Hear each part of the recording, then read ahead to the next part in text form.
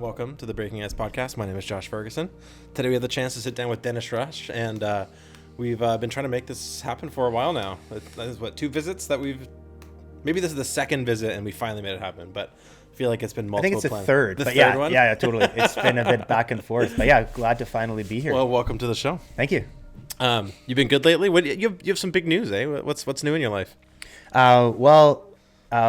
We're pregnant. Alyssa and I are pregnant, so That's sick. We're due in late April. So that's a new chapter in life. How do you feel about being a father? Good. It's one of those things. I think everything comes in life in stages, and it feels like something that I'm actually ready for. And life stuff is established, work and all that, and I feel like it's a really great time to it's never a perfect time, right? And There's no perfect time, and that's the way there's no way for it. I guess it's possible that there's a perfect time for some people, but totally. And I think it just feels like the right thing right now. So yeah, it's really neat, and yeah, looking forward to it. And just kind of in the process of getting things sorted out, and that's sick. It's really good. Yeah. We when we got married in 2017. Was it 2017 or 2019? It was 2019. We got married in 2019 in October. What date? October. I think it was the 16th. I don't think Leanna will watch this episode. Perfect. I'll cut that out. And 3 weeks later, she was pregnant, and we were just like, what are we waiting for? But I always tell this to people who are talking about having kids but saying it's not the right time. We were making like $50,000 a year together. Yeah. And living in my grandmother's basement at the time. Totally. And it still works. Well, yeah. It's like nothing will get you to sort your shit out than knowing that there's a kid on the way. Totally. Yeah, totally. But it is nice to be, I look back and people that have kids early, and I totally agree. I think you make it happen. But I look at life experience. I look at everything that's going on. I think I can be a way better dad now than I would have been 10 years ago. Right. And that varies from person to person. Right? Absolutely. So that's excellent. And if you can be a better father now, and then it's definitely the right choice. Totally. But I'm so pumped for you guys. It's gonna be great. It's so sick. Do you know if it's a boy or girl? You don't have to share that, obviously. No. We decided. I really wanted to know, and Alyssa didn't, and we ended up, of course, deciding not to because that makes sense. And then now it's kind of switching around. I don't want to know, but she wants to know. We're just kind of talking about it. But no, we'll definitely keep it under wraps until the day of. So yeah, which is great. People always say there's not very many surprises left in life, right? So yeah. Let me just let me check this camera because you're in a little bit of a different... Oh, sorry. No, it's okay. You can stay where you're comfortable, but I just need to give you a bit more headroom. So we had decided that we didn't want to know, and then it was during COVID, so I wasn't allowed in any of the ultrasounds. And the nurse was like, Leanna was like, no, we decided not to know. And she's like, do you want the sex of the baby in an envelope? And Leanna was like, sure. So then we get out to the car, and she's like, I have it. And I was like, throw it out the window. We're like driving down the highway, and we didn't. And we were like, 3 hours later, we opened it. Oh, that's funny. There was no way to not. It's just sitting there. It was sitting there. It's like, yeah, our future is in this envelope. Yeah, totally. We could not do it. That's funny. Yeah, it was. It's pretty magical knowing that you're gonna have a kid. Is it? What do you? Is there anything you're afraid of? Yeah, I think it's a classic thing. I think everyone's parents, grandparents, it's bringing a kid into a crazy world, and I think especially right now.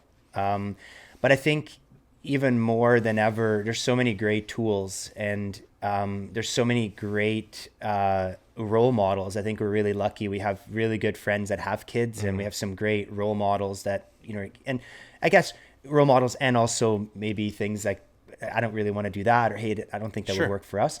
And so I think it's going to be a huge challenge, but it's going to be really exciting. It'll be the best challenge. I think it's one of the most optimistic things you can do. No, I like that. Ever. Yeah, it's like, it's an act of optimism, because it's like, I hear that so often. Oh, like, we don't want to bring a kid into this world. And it's like, there's a part of me that goes, what do you mean?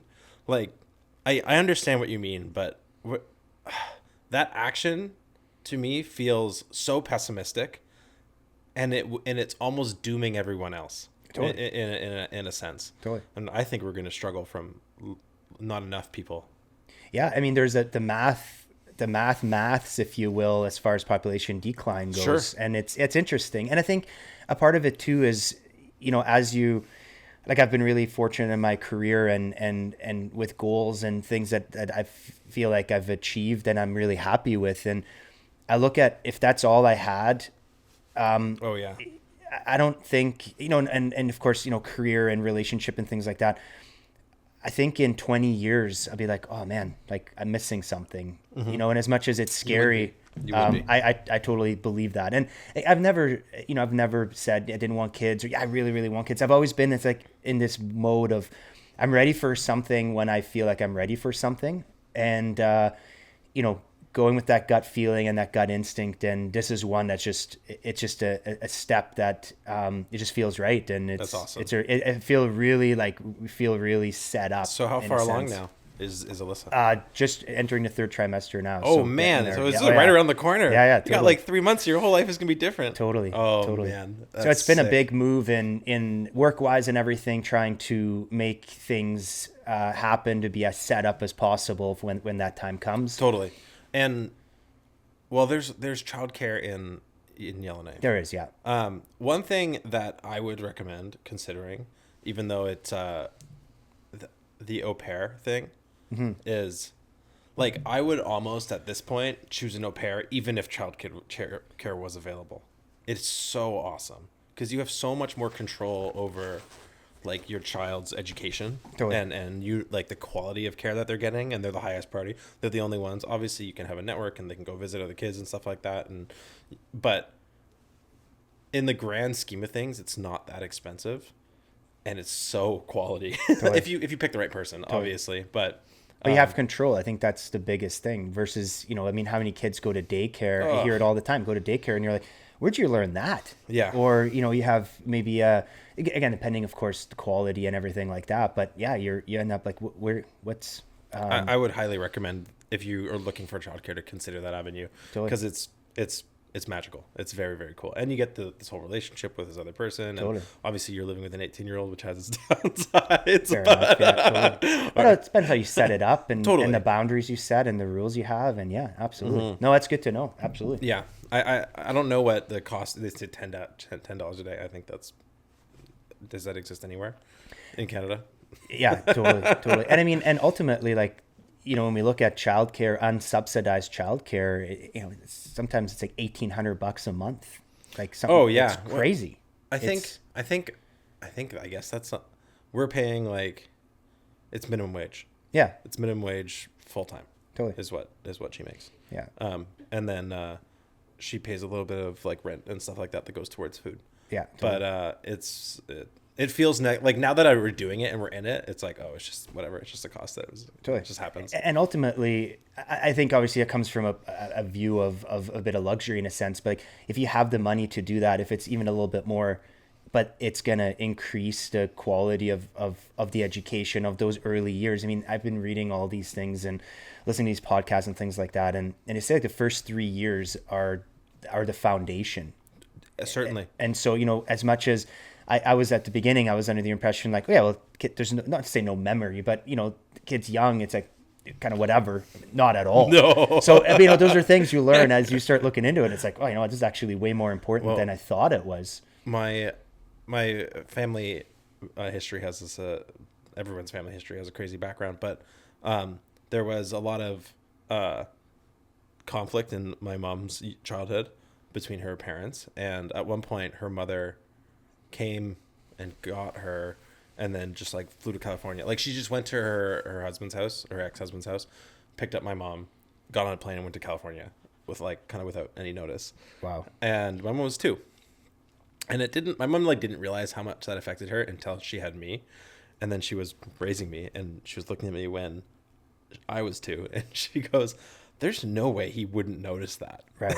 Totally. Like, and it's true. Like Ben, like he would notice if all of a sudden his life changed immediately and he was with different people all the time and he would roll with it and it would impact him. But he's like taking so much in right now. It's insane. And well, that development, right? Yeah. Where, like it's been a really fun journey of learning and I think, it's another really need peace and trying to be you want to be the best at things. That's my view anyway. I want to be the best at things I take on. Yeah. And there's, I mean, what's success as a parent? People always say it's your kids want to spend time with you when they don't need to.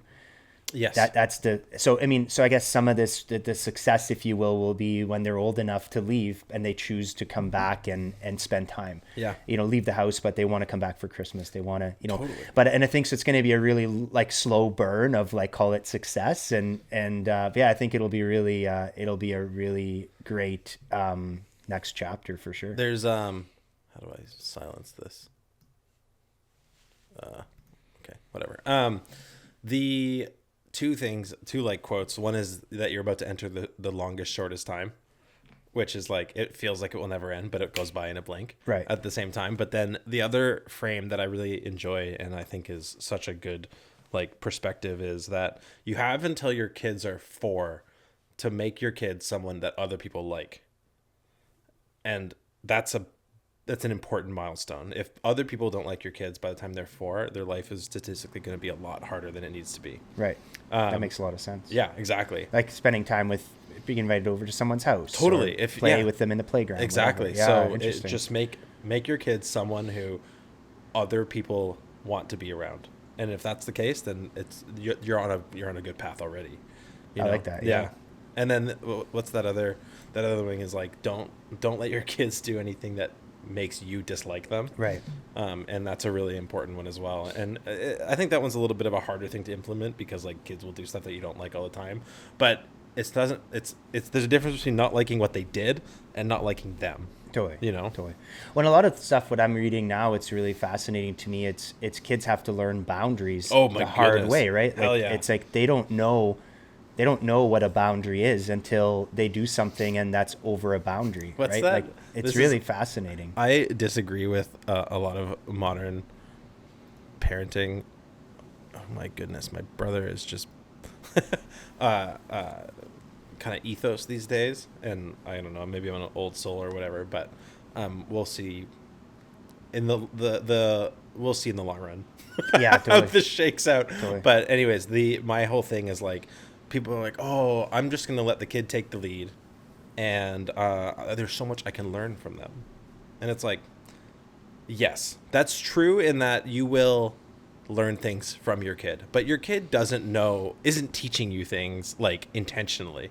Right. Like it's teaching you things about yourself, and they'll give you a perspective into the world that you didn't have previously because you're looking at the world through their eyes, which is a whole new being, right? But you got to lay down the law. Right. Like your kids need to learn what the rules are, and they don't know what the rules are. How could they? Yeah, exactly. It's just that brain development is so wild to me. Like, it's such an interesting concept. Yeah, it's really neat, and I think I think it will be, obviously there's going to be trials and tribulations, but I think it is a really cool thing to have this, overwhelming but really cool to have this.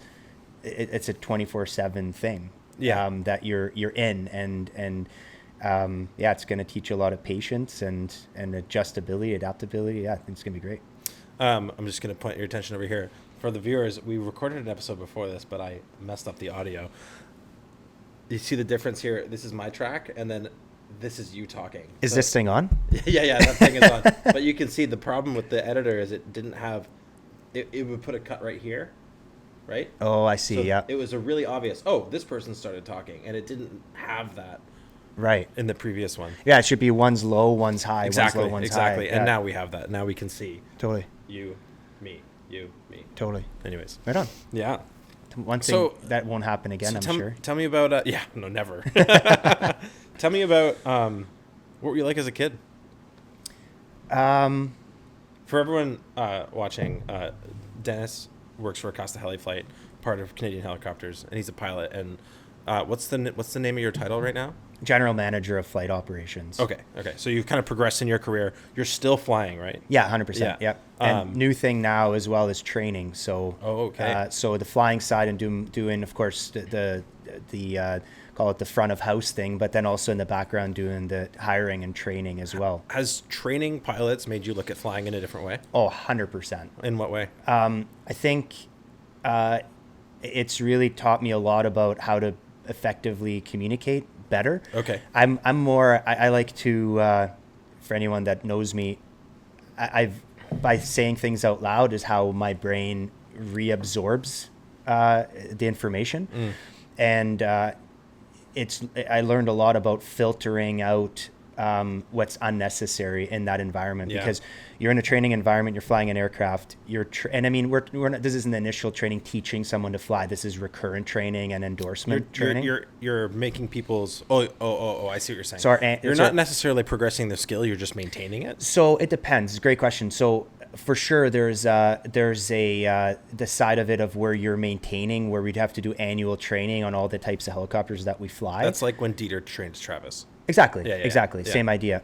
And then for sure, these helicopters are such a diverse tool. You can go from, early on in your career, just taking passengers A to B, to as your career progresses, it's more advanced flying. Like, you suddenly go flying in the mountains, or now suddenly you have a long line on 100-foot long line underneath the helicopter, and you're leaning out the side, and in construction, for example, or building or power lines or things like that. So 100% there is that progression that I'm a part of as well, where as someone's building skills, recognizing where we can take a next step, and then building a roster within the company. We have 13 helicopters.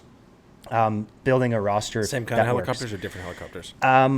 Everything that I've flown before, nothing too new. Okay. For me, like I didn't have everything that's at Acasta, I've already had the endorsement on, so nothing new in that sense. But how many different kinds of helicopters? 3 different styles. types. Types. Yeah, exactly. Okay. So in terms of the training, has the recurrent training been the thing that has opened your eyes in terms of how to look at flying, or has it been the kind of growth training, for lack of a better way to put it? I think the recurrent's been really interesting because our pool is just so experienced, and I think it's been really neat to have the opportunity to, feel worthy of having that title and having the ability and the being allowed to train, and being able to train someone that has 4 times as much experience as me. So for anyone listening who doesn't know anything about aviation, recurrent training is training that, correct me if I'm wrong here, I'll try and explain it. Like every 6 months or so, a pilot will need to get trained on an aircraft that they've been flying for a long time with another experienced pilot, just to make it's like peer review. Totally, 100%. Yeah, it's a great way of saying it. Okay, totally. And that's accurate. Yeah, absolutely. Okay, absolutely. So with us, it's annually. Okay. But yeah, it's same exact idea. So basically, what we're doing every year is making sure that someone's up to the standard that Transport Canada sets out, through that, it's having that ability to educate and have that side of it, while also I think there's a lot of personalities, a lot of I think in general in this type of world, a lot of type A personalities. And it's trying to be trying to do the recurrent training side, trying to do the, so to speak, the assessment, but then also education. And then at the same time also, well, what can I learn from this person that's been potentially doing this longer than me, but also maybe someone that's less experienced, that just has a different viewpoint. It's also a cool, even like I can imagine it's easy to look at those things as like, okay, we have to do, like, I know you're fine at flying this aircraft, like we've got to take 5 hours to do this or whatever it is. But it's also a cool medium for pilots to learn from each other, right? Like even though you're training Bob, you're probably going to learn things from Bob throughout that training. And the thing, keep in mind as well, for people in the fixed wing background, where there's a lot of 2 crew environments, you have a pilot and a co-pilot, or a pilot flying, a pilot monitoring, however you want to say it. Everything we do at Acasta is all single pilot. So once, you're totally right. Quite often, the only time someone gets to fly with another pilot is in training that year. So it's even more valuable. Totally. And it's just been a really neat experience in trying to learn how to communicate more effectively, and also on the leadership role side, trying to portray the information properly and trying to be I pride myself on trying to have as much knowledge as I can, trying to be the best at what I'm doing. And I spend a lot of time trying to make things like, how can I get better? How can I be better? How can I lead by example? But now the new thing is like, how can you also be approachable at the same time? Yeah. Yeah, you want That's people huge. to want to train with you. Totally. And, I've got some really great, I did some training on a mentor of mine. He was actually the chief pilot when I started flying. Oh, cool. And I got to do his training the last 2 years. It's fun when those things kind of come full circle. It's so cool. And, as much as he's got so much more time than me, and he's, in my view, he's such a great leader, I never once felt like he was like undermining or trying to, nothing like that. He was just, he actually, when he finished, he's like, actually learned quite a few things. And I thought that was the coolest, how do you call that? Like review, if you will, of that's awesome feedback. Oh, it's unreal. Yeah. And it's never going to be perfect. It's just now it's every time I try to take every single flight and say, okay, well, what could I have done better? Like, and I think effective communication has been something that's really been coming out of this. And it doesn't just apply to in the cockpit. It also applies in the office, talking to customers. And let's be honest, it applies to your marriage. Oh my goodness. To your friendships. It applies to everything. Your kid. Exactly. And that's the new thing. And I think there's such a neat, this training thing has, I think, again, when we look at, I think the world is such a, you put something out and it comes back in some way or another. Yeah. I think it's just been this perfect timing with having this wherewithal, having these thought processes where now I think it can be applied in a few different, we call it realms, if you will, the same thought process. Domains. Yeah, totally. That's so sweet. So you have this, strive towards excellence and holding yourself to a high standard and kind of analyzing, the way you're doing things and wanting to improve on that. Where did those values come from? I'm not too sure. I think I was born and raised in Switzerland, in a very, very European. And your parents family. are both Swiss? Yeah, that's right. So, and my mom's grandma was Dutch and her dad was Swiss. So my mom's half Dutch. I'm quarter Dutch. So what was your childhood like? Give me like, I don't know, before you moved to Canada, what was like, So yeah, I grew up in the hotel business. So my parents were managing hotels in Switzerland. And grew up in that business. So I think that was a huge factor in what I do now. I think I naturally became very customer oriented. And a service mindset. Exactly. Yeah. And I think in a way that we can say, rather than, well, what can I get out of this transaction, is what can I give? And what comes out of it is a byproduct, right? And I think, of course, that works with money. Like, hey, I have a service. I'm going to provide the service. You give me money. Sure. But I think that transaction actually works with money is the simplest one. Yeah, it's reductionist almost. Like, totally, exactly. And so, growing up in that business, it was very, customer oriented. It was, it was all in Switzerland, in the Alps, in a ski town. Really competitive, and parents worked long hours, and it was a really neat way to grow up, because half of my growing up till I was 12 was in Switzerland, very densely populated, very established, very culturally driven, and then at 12 moved to Canada and moved to Northern Ontario, and family bought a hunting and fishing lodge. So still that realm of service industry, still customer driven, still the accommodation industry. But it was going from probably the most established, not civilized, but most established, most regimented part of the world. It's kind of elite in Switzerland, totally, right? Yeah, 100%. To the bush in Northern Ontario. It was a 30-minute drive to school, and the next biggest town was an hour away. Where in Ontario did you grow up? Near North Bay. So 4 hours north of Toronto. All right. And it was again now. I know that area well. Where near North Bay? At Crystal Falls. Okay. So just a bit. You kind of have to go out towards the west a little bit towards Sudbury, and then up north into a little lake there. Yeah, near Sturgeon Falls. Yeah, exactly. About half hour to Sturgeon Falls to the north. But it was a very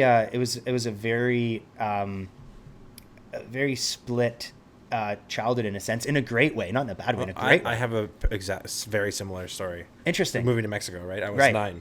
Yeah. So is it a time when you have a social life, you're established as a kid, and then you're upended in this big way, and I wouldn't change it for anything. But totally.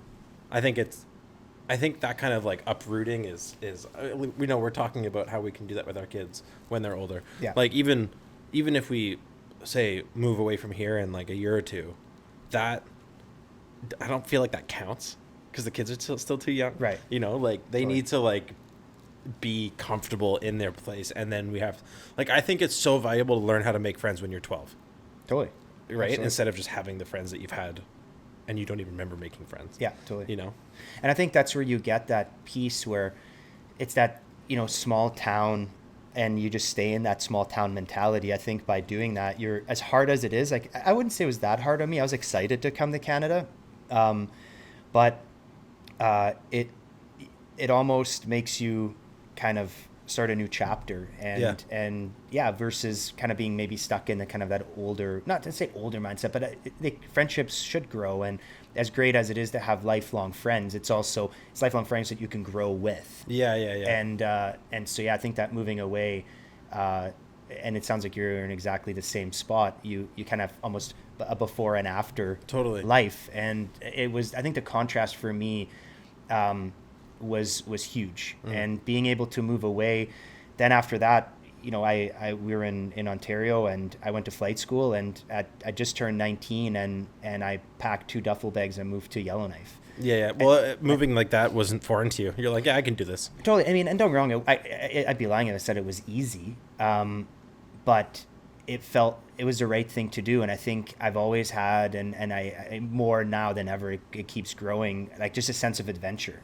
I love the sense of adventure. I love, it's as much as it doesn't exist much anymore, but I love exploration. Oh, it exists. It exists. Well, I mean, nowadays it's like, okay, we can, I'm not necessarily interested in, climbing some unnamed peak in the Himalayas, but to go out and explore, even while at work, going out flying and going somewhere you've never been before, and learning a landscape and things like that. Just because someone's been there before doesn't mean you have information about that place. Exactly, totally. And I mean, I think that's a piece in the North that's just fundamental. Is sometimes I think I've had the chance in the North, and then a chance while at work. I've got the chance to go to Antarctica. I think in both places, for sure I've been somewhere where no one's ever been. Yeah. And to me, that fills this really neat, That's very cool. I call it a cup that I want to keep filling of this adventure and this, as much as I'm not a hermit and want to be out in the middle of nowhere and not be around people, but it's having that chance to have that community and having that engagement and being around people, but then also having that chance to be away from everything and be truly. I think it's an important grounding. Totally. And it's a contrast, I think, that for me is huge. And it's funny, I see it, if I've been stuck in the office a little too long, and then all of a sudden you go into a 3-4 day job and come back and you're like, man, I feel like it's nice that your work enables that for you. Oh, it's huge. That's very cool. Yeah, totally. Super lucky in that way. So can you describe your parents a little bit more? I'm interested to know what their character, like what was your dad like? It was interesting. My dad was always the very quiet type. He was always very, knew he was the man in charge, but always very quiet, a bit more on the gentle side. And my mom was a bit more, call it the face of the family, and a bit more social, a bit more, community was big to her, versus my dad he was happy with his small circle of friends and family. So it was a really interesting way of growing up. And I think a piece that was interesting for me was that Swiss mentality is very much like, it's rooted in this confidence, and which is great. And that confidence is based on reality. Like, people are good at what they do. People are confident in what they do. But I realized as I was growing up that you also have to be really open-minded.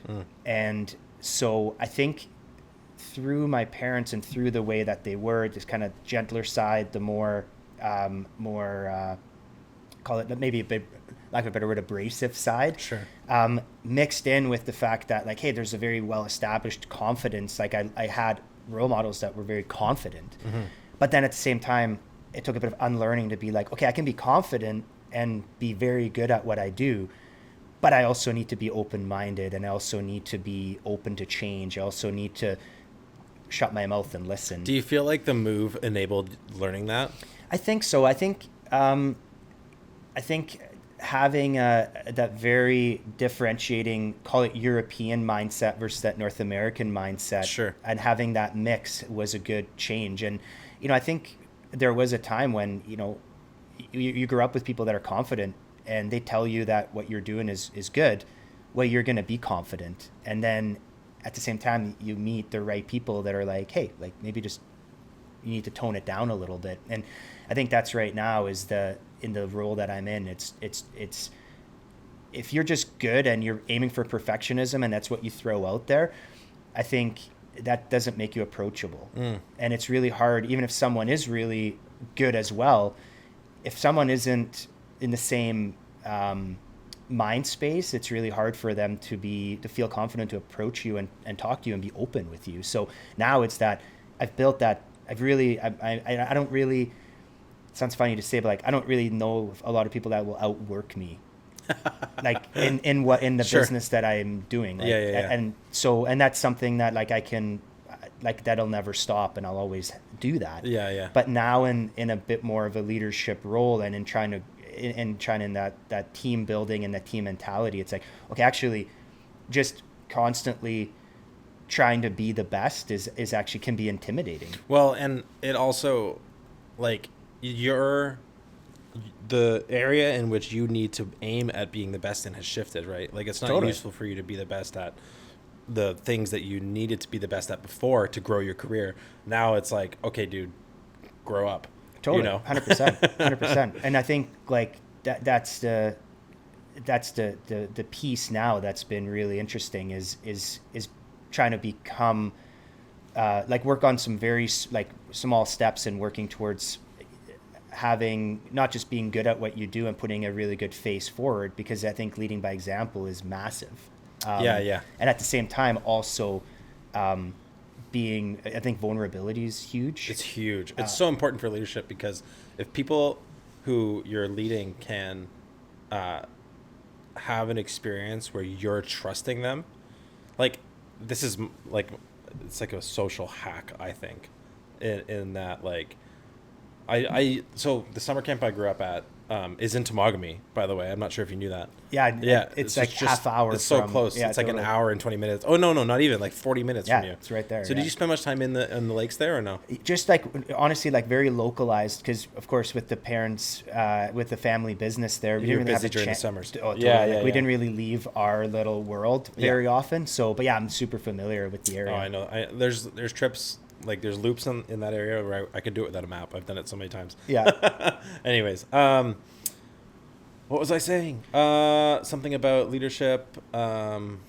you jog my memory? Just you're saying like working at the camp and So there is a huge focus on on vulnerability and sharing, and so like one of the things that we would do is we kind of conceptualize it as like there's the inner journey and the outer journey for our trips. So you'd go on a trip, the kids would show up, and you'd go on a 20-day trip. The outer journey is the trip, right? It's like the carrying of the canoes and the paddling and setting up your tents. And then there's the inner journey, which is like your experience of the whole thing.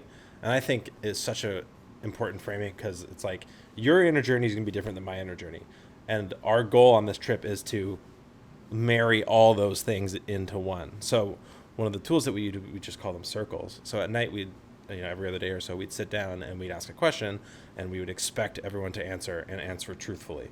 And if they bitched out, you would give them feedback and be like, I don't think you were really being genuine there, and I think you need to try harder in that realm. It's hard for some kids to share. Totally. So, one of the things, like, for example, a group of 16-year-old boys, the prompt would be, so when was the last time you cried?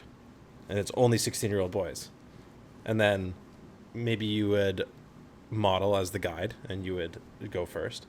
And then you'd be like, okay, like, you guys can choose. Do you want to go, like, popcorn style? Like, do you want to just volunteer, or do you want to go around the circle? And you get to pick or whatever. And then you wait.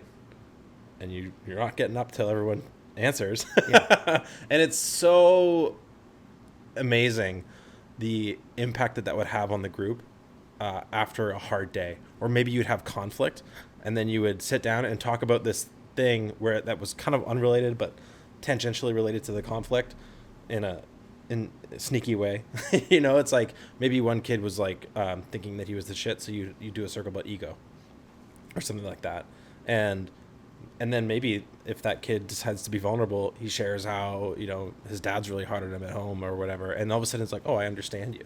Yeah. And it just diffuses the whole thing. Yeah, totally. And I think that's important in terms of what you were talking about in terms of leadership and being vulnerable is like one of the things I do to make friends is I'll take the first step at being vulnerable without even a prompt. I'll just I'll trust you. Right. Yeah. And if I'm vulnerable with you, then that gives you the tools to hurt me. And the trust is trusting that you're not going to do that. Right. Right. And then as soon as I trust somebody, they go, huh, like subconsciously, he trusted me. Well, maybe I can trust him. And then it just builds that trust like right away. Yeah, totally. And it's such a useful tool. And the other thing is if you can establish that vulnerability and that baseline communication trust, then you can help each other grow. So, for example, one thing that I would practice at the summer camp is I try and it has to be true feedback, but I try to give the harshest feedback I could, aiming at the highest thing I could for that person, and just see if I could do it. Right. And it's like, if someone tells you that you really screwed something up and it's true, that's such a gift and especially if they're willing to tell you how to not do it again. Right. And like we would do feedback with our guides. So they'd come back from a trip and it's like, I know you worked really hard, but you really botched this part of the whole thing. And it was for these reasons. And I know that you can do better, but this time you really missed the mark. Mm-hmm. And like, that can be really hard on somebody, but I think it's better than not telling them. Totally. Yeah. Yeah. 100%. What's that constructive criticism? Yes. Constructive feedback. Right? Yeah. Constructive criticism. It's like, it's not, it's not mean if you can do it right. Well, and when it comes from the right place, I think that's the other piece of it. You have to come from the right place for people to understand and for people to, and I think maybe that's a part of it too, having, someone has to welcome that, mm-hmm. right, in a sense. And I think that's interesting from a way of in a career-oriented piece where you can say, okay, we've got this unit that we're working with, and you can be a part of the solution or you can be a part of the problem. Yeah, right? yeah. And I think everyone can bring something to the table, but I think there's also a line, there's a box that we have to operate out of, rules and regulations wise. There's a box of of expectations that, you're going to treat people, your customer, your passengers, whatever, with sure. respectfully, yeah. Safety, rules and regulations, company SOPs, all those things. Those are all very much in a box. And at the same time, there's other parts that are outside that box that we can work with. It's funny because I was just thinking about, like, at the summer camp, we definitely had rules and regulations that we had to follow working with kids. And we were talking before about how if you can't explain the reason for something, it's probably not a good reason. Yeah. Just because I said so, which makes me so incompatible in a lot of ways with industries that are highly regulated. Because if there's a rule that I don't understand or I really think is counterproductive or something, it drives me crazy that I have to follow it. Like, it makes me crazy. Totally. So it's like that military mindset, right? Where it's like you can't ask questions. Well, you just you have to follow. That, I think as I've gotten older, that makes more sense to me because it's life and death in some ways. It's like there needs to be a chain of command. And the reason there needs to be a chain of command is because it needs to be efficient or else you die. Yeah, no, totally. That's fair. But right. But you can take that and translate it into something else. You can say, okay, well, if we don't follow this rule, you can flip our canoe and drown. No. So it's really interesting. Like, how far do you build the box? That's a good point. That's a really good point. Is a piece. I think that's. At what point do you put the box in that has to, like, the layers or the borders, if you will, that you have to establish, versus at what point can we go outside of that and be creative and be, I'm trying to think of an example. Like, you have your rules and regulations. You have a customer that is pushing, say, weather or weight or whatever it is. Yeah. Okay, well, I can use, while still being kind and professional, I can use psychology to actually make them understand that, hey, like, it's going to be 2 trips, or hey, it's going to be another day tomorrow because the weather's crappy today. Yeah. Without just being like, well, here are the rules and this is what we're following. So see you later. Yeah. So it's a really interesting thing. And I think that's been a piece throughout this, I call it this new chapter, I guess, where it's not just being a pilot, not just being a base manager, but kind of growing in that where, you have to constantly be adaptable and have to, like, I think if you stop thinking about it and stop, if you're not laying in bed at night and think about, okay, how can we be better? How can this be, oh man, I screwed that up. Or, hey, that went really well. I think it's just you're gonna stagnate, right? Mm-hmm. Yeah. Well, one thing I wanted to throw in was the flip side to the giving harsh feedback with like a foundation of, I guess, love behind it and a better aim, a higher aim, a high aim, is that if then you can go, okay, what can I do better? Totally. Absolutely. At the same time. And then if someone, a subordinate, for lack of a better way to put it, sees you implement their feedback, it's like, whoa. Totally. Like I had an impact on, my situation and the boss, and now things are better. Totally. I think that's huge. I think a part of it too that's been really fascinating is, and I think I learned that through some podcasts and some just on leadership and things like that. And some of it's just accidental. It's just, you just extrapolate it out of conversations. Yeah. Is that there are people that are always going to be, for lack of a better word, like anti-authority. And it's not about authority, but it's just anti whatever, there's someone above me. And so there's something disagreeable. Yeah, I think so. And I think that so when you encounter someone like that, what's your instinct? I think the instinct is just trying to not have that conflict to start with, in a sense where you're like, well, why would you why would you, I wouldn't say it's not about questioning, but hey, if I lead by example, and if I'm not afraid of doing whatever needs to be done, if I work as hard as I possibly can, it shouldn't come to that. But sometimes it does, just because some personalities, right? And I think I saw something recently that really opened my eyes to it. It was that the reward, if you will, of leadership, or being in a role of leadership, is it's not necessarily everything going well and everyone getting along and having a great time. It might actually be conflict, and maybe a year later, that person that you had that conflict with actually is like, oh man, I learned something from that. Or hey, maybe not, and it's not about like, hey, like I was wrong, that person's right. Nothing. It's not about right or wrong. It's just simply about, hey, I learned something from this situation, and they grow from it. And I think the ultimate reward would be that person coming back and being like, hey, I learned something from this, and communicating that. But in reality, 9 out of 10 times, you'll never hear it.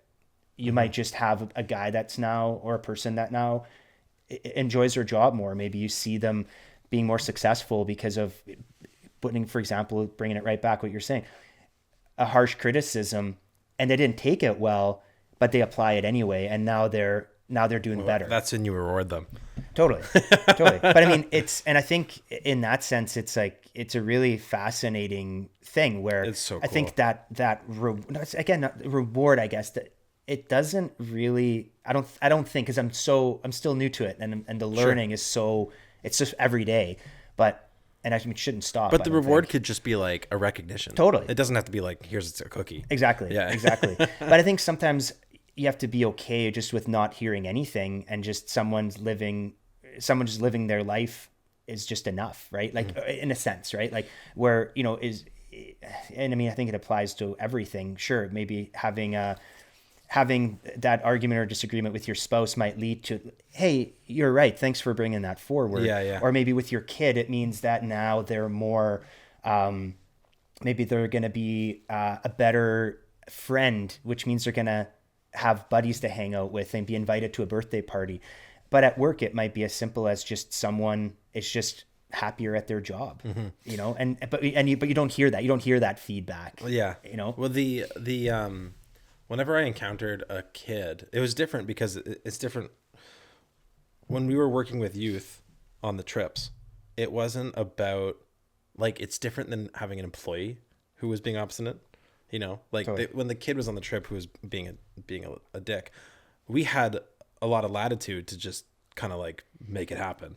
You know what I mean? And not in a mean way or whatever, but like we didn't depend on, they didn't have responsibility that was like crucial for the business. Totally. You know, so we were able to really challenge those kids. And whenever I had a hard kid like that, it was interesting to like step into the arena. Like we framed it as stepping into the arena. You have the choice. Like, you're going to get in there or you're not going to get in there. Totally. And it's like, I'm going to get in there. Let's make it happen. But I think it's a big part that's been interesting for me anyway. I don't mind conflict. Yeah. Like I don't mean I don't seek conflict for the sake of seeking conflict, but if something isn't going right, you don't need to avoid conflict. Exactly. Yeah, and I think a lot of people are for the sake of avoiding conflict. Well, it's like, hey, I know I'm supposed to deal with this, but I won't because I don't want to.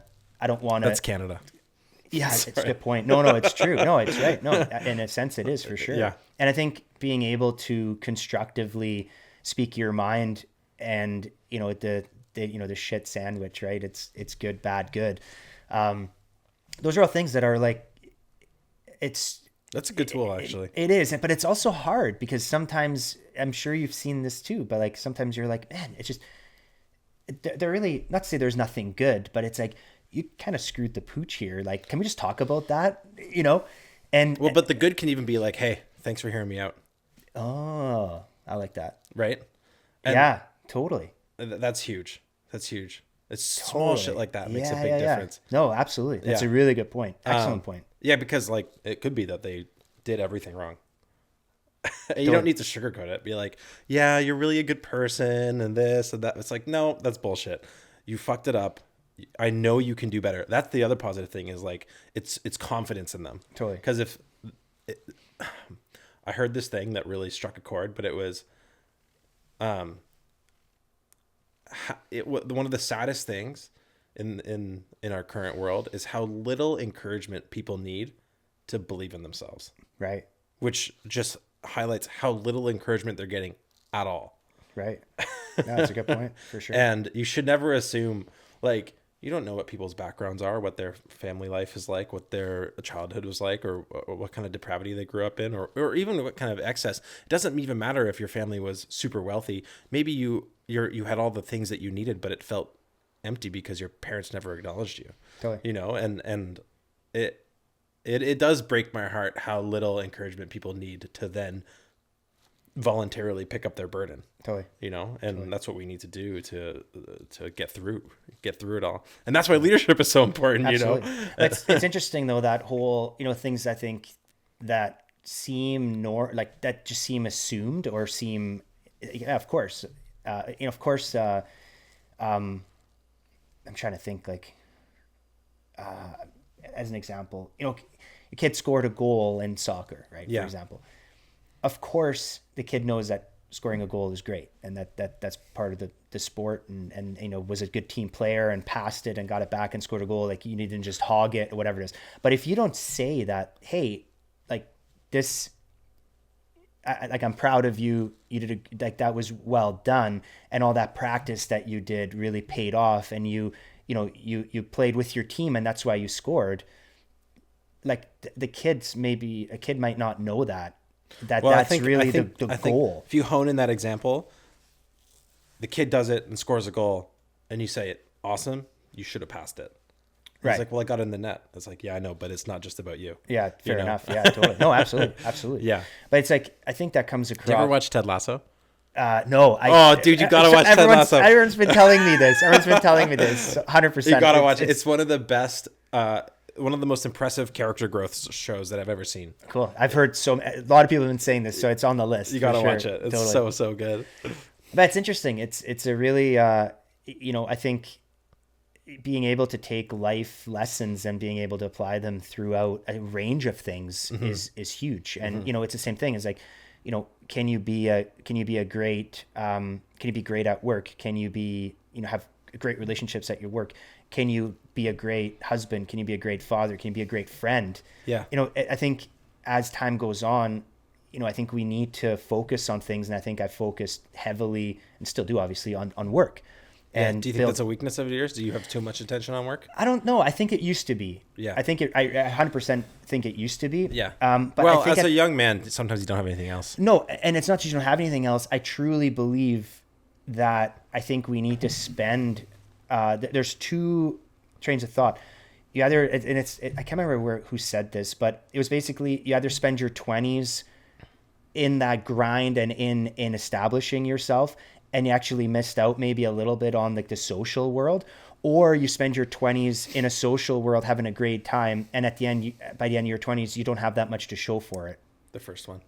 Well, I think maybe it was the way I was brought up. Maybe it was an accident. Maybe it was just who I am, the drive I had. But I think like I have zero regrets about spending that time and establishing myself. And I've had the chance to do things that I'm, I look at my life so far, and I can truly say like I'm happy with what I've done. I'm proud of. I don't think I've missed out on anything. Yeah. And I think where I am career wise, I'm really happy with, and at my age and all that.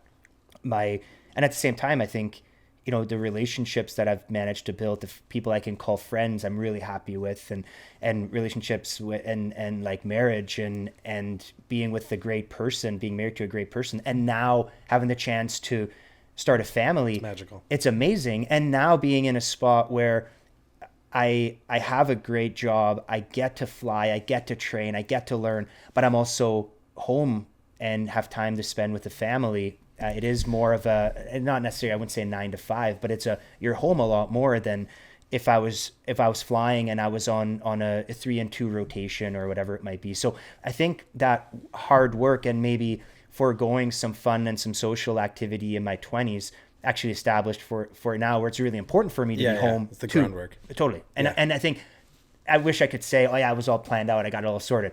No. A part of it was 100% accidental. But you probably had, it wasn't necessarily planned out, but you had the values instilled in you when you were young to do such a thing. Exactly. Yeah. And that's why parenting is so important, right? Totally.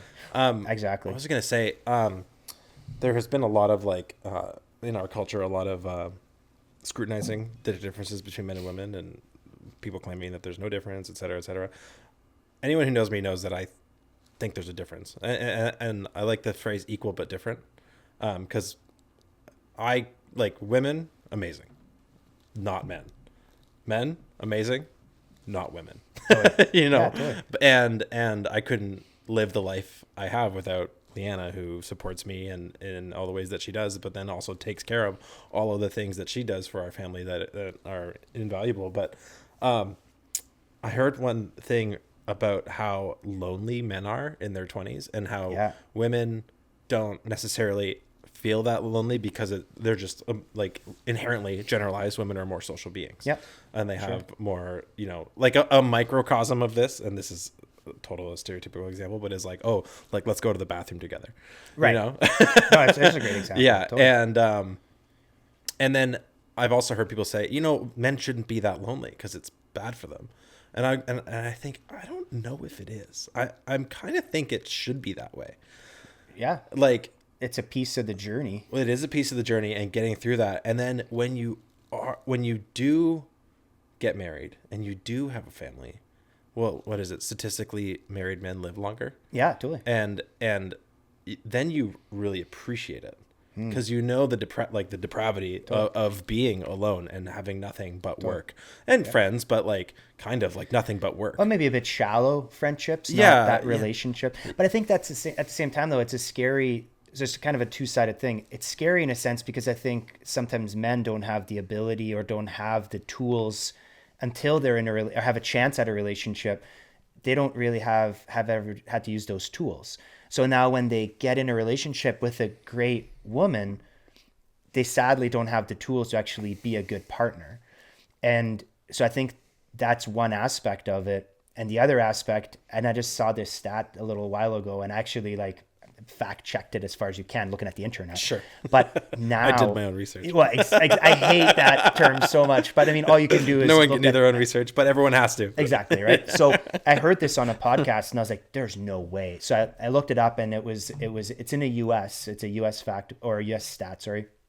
And now the male suicide rate under 32 from 18 to 32 is higher than the breast cancer rate in women. Whoa. Isn't that crazy?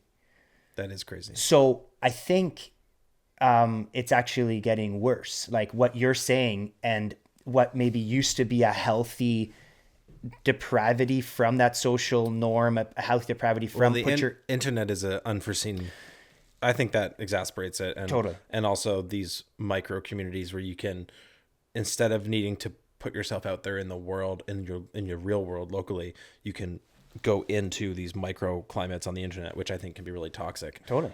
So that's a difficult thing, and I'm not advocating for, men should be so lonely that they commit suicide. No, totally. But I mean, it's just interesting because I think I'm totally on the same page as you, as like having that. I totally think it's a part of the growth. And then you hear that stat and you're like, holy man, I'm not saying it's gone too far, but it's a really interesting thought process. It doesn't sound like it's in a healthy place. Exactly. Yeah. Exactly. So yeah, I think it's an interesting place at this point. And I think you touched on it just earlier, is like the internet is, and the fact that access to the internet it's just global. I mean, look, there's a Starlink in just about every house now. Incredible. Totally.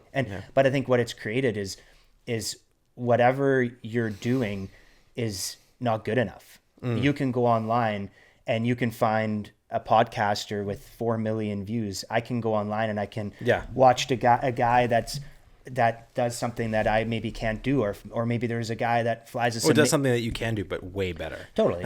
And I think like we can use that as a guide and say, hey, I can strive for this, but I think there's also, we can go into a place of defeat where we can say, well, I'll never be that. Yes, that's nihilism, and totally. And nothing matters, but we need to fight against that. Well, and I think it's like the best way, or the best thought process on that is that comparison is a thief of joy. Like you have your piece that you can contribute, and you can build and mix and match your world. And yeah, maybe that guy's really good at playing guitar, but maybe he's, again, it's not comparing, but it's like maybe he spends so much time doing that he doesn't have time to foster a great relationship with a really close friend, or whatever the case might be. Well, I was gonna say, I think that loneliness, maybe not depravity necessarily, but that loneliness is important because it gives you a contrast for what you then have later in your life that you can be grateful for, and then totally. And then two, well, if you also like sabotage your marriage and were single now, you'd be far lonelier than you were in your 20s. Yeah, totally. But the way out of that loneliness, and I'm sure that you would agree with this, but it's is, at least it's for women and men, but is to adopt responsibility. So if you take on responsibility, then you're taking on basically caring for other people in some way, right? Yeah, and sure. And if you can do that and you take on as much responsibility as possible, that's how you derive meaning, right? And that's a job, a relationship, children. And if you fill your life with responsibility, people are afraid of that because it means that you can fail. But like, I can't imagine not. Right. And it is such a privilege. It's interesting because it's like this paradoxical thing where like, until I started prioritizing myself more, I wasn't able to care for other people. Right. It's counterintuitive. It's super counterintuitive. Like once I started putting myself first, all of a sudden I could put other people first in a much better way. Like before I started really putting myself and my family first, I couldn't provide for my family adequately. And now, I have 2 kids and a wife, and she works too, but we also have an au pair. So my household is 5 people that I feel responsible for. And there was no way we were barely taking care of ourselves before we really decided to put ourselves first. Yeah. And I am fascinated by this paradox of you need to put yourself first so that you can put other people first, and it's a counterintuitive thing. And I don't know. I assume I'm wrong about everything, but well, I think the beauty of it is whatever works for you is amazing, right? Yeah. And what might work for one person doesn't work for the other person. And I think for me, it's just been, the internet is a scary place in a sense, but at the same time, the amount of information there, what people have gone through, and having that access, I love podcasts, and I love, sometimes you'll listen to something and you're like, I'm going to rewind that. I have to listen to that again. And it's making those realizations in a sense that it maybe would have taken forever to learn that on my own, or maybe I would have never learned that. Totally. And now you have a chance to listen to something, and maybe it's someone that in general you maybe disagree with, but they'll say one thing where you're like, oh man, I can take that, I can use that. And I think that's that open-mindedness that in today's world has kind of gone away, where, well, you believe something, like Josh believes something, so and nothing Josh says can be believable. Yeah, that's never true. I don't think it can be. Yeah. And I think we can take positions on, obviously, there's obviously positions where you can be like, let's just not take that person's account into our lives because, they're evil or whatever it might be. But at the same time, no matter what, anyone, I think you can learn something from everyone, and we can take a piece of that and say, oh, that one thing actually really struck a chord, or, hey, like I can relate to that. And I think it's really important to have that open-mindedness, and especially I think in today's world more than ever, because everyone's made to be segregated. It seems like that's the way the world's especially going. when the powers that be seem to be pushing us in those directions. Yeah, exactly. It's oh crap, I forgot what I was going to say. The internet is simultaneously one of the greatest things on the planet and one of the worst things on the planet. Totally. And I think that in this world, in this reality that we live in, things are so often that, like empathy can be incredibly powerful, but it can also be incredibly malicious. Right. And so can authoritarian, like it can be incredibly, like an authoritarian mindset in like a military context can be very useful, but then it can also be extremely oppressive, and I think it's important to take a frame where we look at the world in that there's not good things and there's bad things, but there's the line between good and evil runs down every person's heart. You know what I mean? Totally. And that would apply to the internet as well. It's like, yeah, there's like, it's because it's made up of people. Totally. Yeah, right? Absolutely. Yeah. Yeah, absolutely. It's incredible. Yeah, it's a really interesting thought process for sure. And I think nowadays having that, having the ability to think freely and use the information, have a network of people to bounce things off of, and have healthy friendships that you can, have those conversations and unpack it. I love that saying, unpack whatever is going on. Yeah. I think we're in a better spot than we can ever be. Or the other side of it is you're overwhelmed and bombarded with information and a lack of, you're never going to be good enough for, I think it's it's a really tough place to balance at this point. Well, you will have the biggest challenge ahead of you in terms of introducing a new person to this world. Totally. Which it's such a privilege to have that challenge. Totally. And I think you're going to do great. Thanks. Really appreciate it. Thanks for coming on the show. Thanks for having me. Yeah, man.